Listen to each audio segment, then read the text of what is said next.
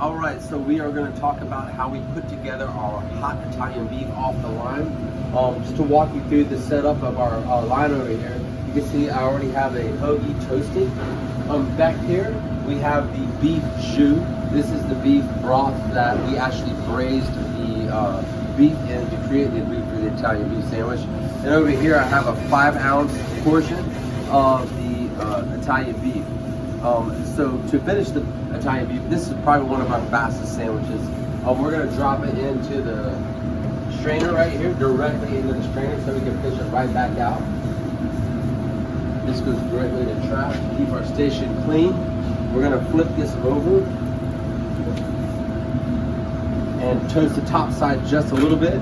As you can see, we already have some browning on here. Honestly, the thing that takes the longest on this sandwich is browning and toasting the hoagie to receive the meat. So anytime you see this ticket come in, immediately go for your bread first, drop it.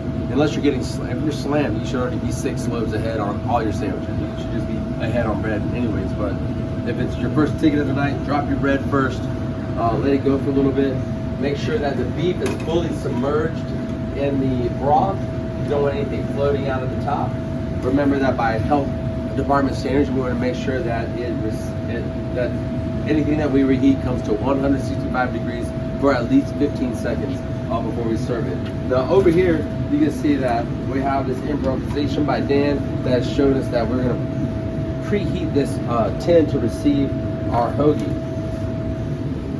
That way it stays warm, we don't have a big temperature difference. Again, we want that coast to coast coverage of the garlic aioli here in our hoagie. We can bring it back here to receive the beef. And here's the thing about the Italian beef, don't be shy with the broth, because normally what they do is they load up the hoagie and they dip the whole thing in the broth, and we don't have the real space to do that. But to replicate that, don't be shy with the broth.